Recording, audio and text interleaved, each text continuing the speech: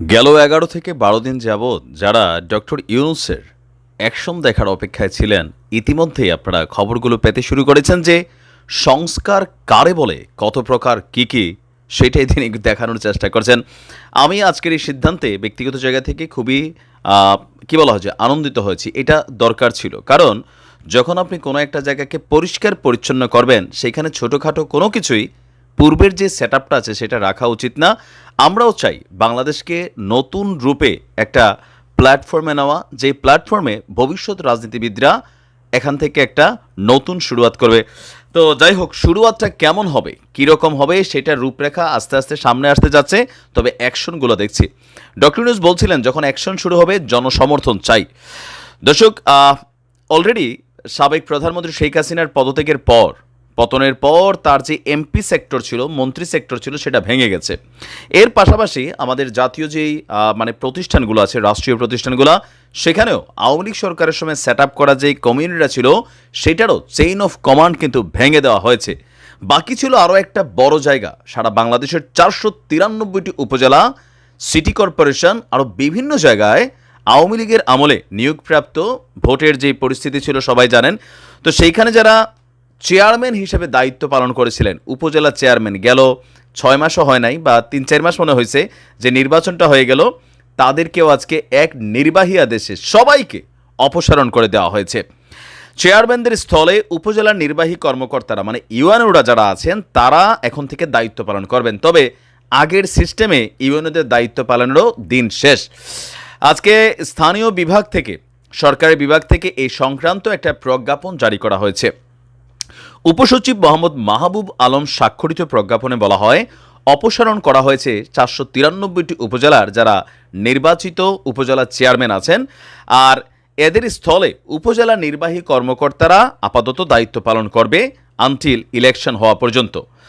আর বলা হচ্ছে যে বিশেষ পরিস্থিতিতে অত্যাবশ্যক বিবেচনা করলে সরকার জনস্বার্থে কোনো সিটি কর্পোরেশন এবং পৌরসভার মেয়র ও কাউন্সিলরদেরকেও অপসারণ করতে পারবে।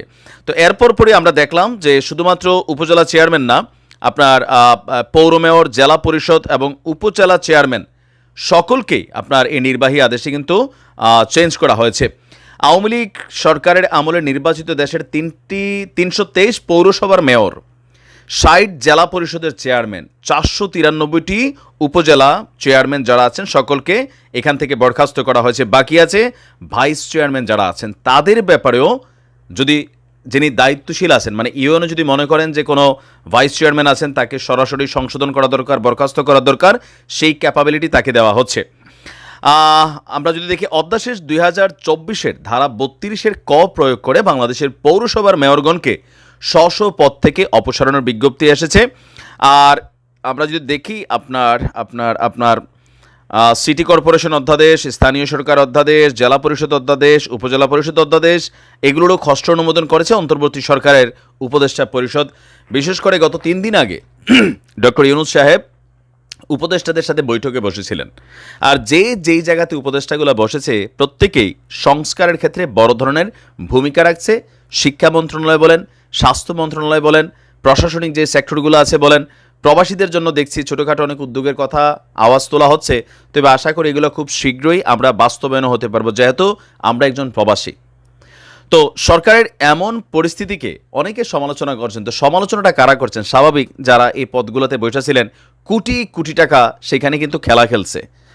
আর এমপি নির্বাচনের চেয়ে উপজেলা নির্বাচনে পয়সার খেলাটা বেশি হইতো, কারণ কি এখানে স্বতন্ত্র প্রার্থী থাকার সুযোগ হইতো। সো প্রশাসন ব্যবহৃত হয়েছে, ডিসিএসপিটা ব্যবহৃত হয়েছে, নির্বাচন কমিশন ব্যবহৃত হয়েছে।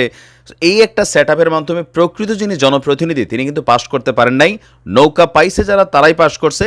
আর ক্ষেত্র বিশেষে হয়তো শতকরা 10% যারা স্বতন্ত্র প্রার্থী ছিলেন, তারা পাশ করার সুযোগ হয়েছে। কারণ একটা সেক্টরকে পরিষ্কার করতে হলে আপনি এটার A to Z, top to bottom clean করতে হবে।